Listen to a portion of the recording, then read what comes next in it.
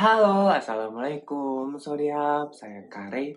Di video kali ini saya akan ngebahas tentang premis. Nah, kenapa sih kita ngebahas tentang premis? Kan premis itu gampang dibikinnya, buat yang gampang.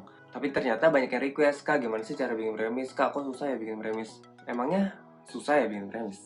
Sebelum dimulai, jangan lupa subscribe. Udah belum? Terima kasih. Untuk materinya, ayo kita mulai.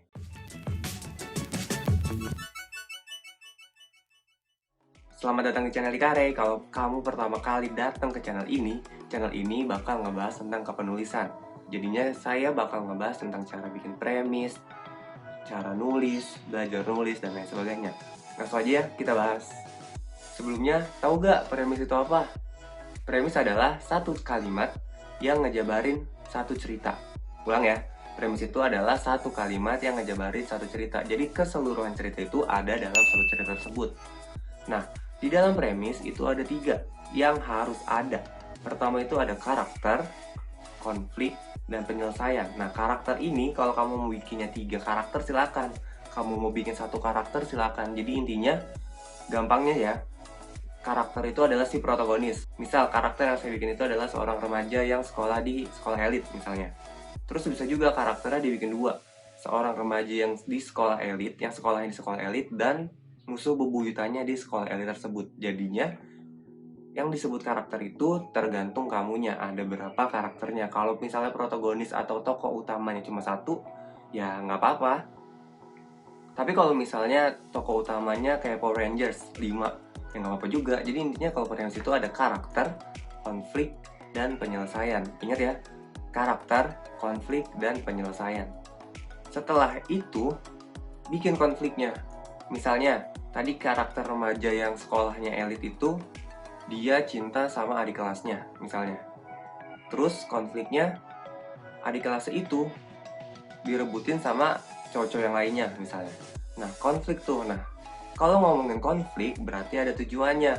Dari tujuan yang barusan saya contohin, berarti tujuannya itu pengen punya pacar adik kelas. Nah, gimana tuh cara si karakter utama ini jalan menuju tujuannya, yaitu pacaran sama adik kelasnya. Gitu ya. Jadi karakternya udah ada, konfliknya juga udah ada. Kalau ngomongin konflik ada tujuan, tujuannya juga udah ada. Nah, terus penyelesaiannya gimana? Penyelesaiannya tergantung kamunya. Misalnya, konfliknya ada cowok yang suka juga sama adik kelas ini. Berarti bisa dibikin berantem kah? Bisa dibikin saingan? Bisa dibikin apa? Nah, konfliknya kan udah ditentuin. Lalu penyelesaiannya misalnya si karakter utama ini dapet si adik kelas ini. Atau karena namanya closing atau namanya penyelesaian kan berarti nggak harus menang kan, nggak harus happy ending. Bisa juga yang si karakter antagonis ini nih malah dapetin si adik kelasnya, si protagonis ya malah nggak jadi dapet sama adik kelasnya. Intinya kalau ngomongin premis ada 3, karakter, konflik, penyelesaian.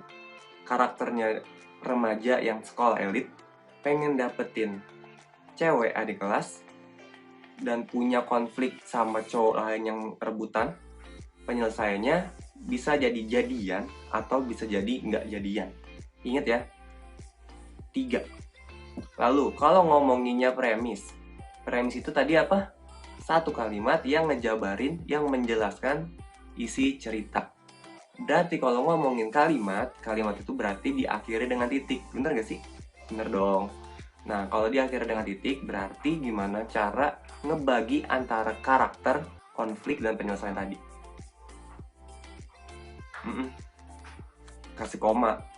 Nah, terus gimana kak kalau misalnya premisnya panjang? Terus gimana kalau misalnya premisnya panjang? Ya udah, tulis aja terus. Jadi misalnya Malik menyukai Ana, tapi ada Bagas yang suka juga sama Ana dan akhirnya Ana memilih Bagas misalnya. Ingat ya, satu kalimat itu diakhiri dengan titik.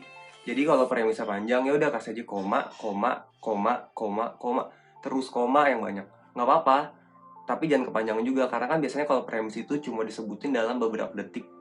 Jadi misalnya cuma 5 atau 10 detik. Nah, kalau kamu misalnya nulisnya komanya ada banyak banget, ya jangan juga. Jadi intinya kamu ringkas, jadiin satu premis ini atau satu kalimat ini jadi satu kesatuan yang bisa ngejelasin satu cerita dengan utuh. Kenapa sih Kak emangnya harus diringkas gitu? Kenapa sih harus bikin yang gimana-gimana? Alasannya biasanya kalau kita ikut lomba nih, kalau kamu ikut lomba pasti suka dipinta tuh premisnya apa, cerita panjangnya apa, identitas diri, dan lain sebagainya. Nah, dengan premis yang singkat, dengan premis yang padat, kamu jadi punya kesempatan lebih untuk dibaca lebih ringkas karena emang premisnya ringkas, emang premisnya singkat. Bedain atau bandingin sama premisnya misalnya dibikin jadi 5 baris atau dibikin jadi 8 baris. Sedangkan kamu premisnya 3 baris dan itu sangat jelas. Juri lomba pasti bakal milih premis yang dikit-dikit dibacanya.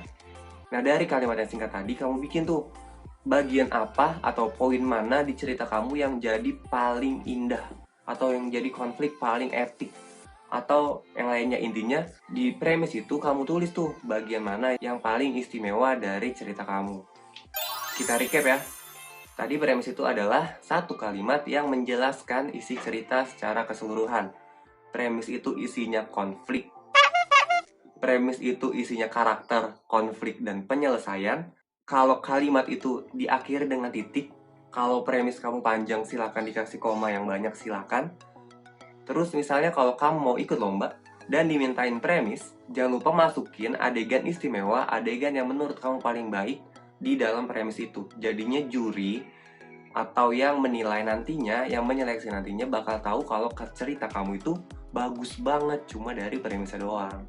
Waktu itu terlalu berharga buat nulis yang gak karuan, buat nulis yang gak tahu mau kemana tujuannya. Mendingan kamu matangin dulu premisnya, biar tulisannya nggak ngawur kemana-mana. Terima kasih udah nonton video ini.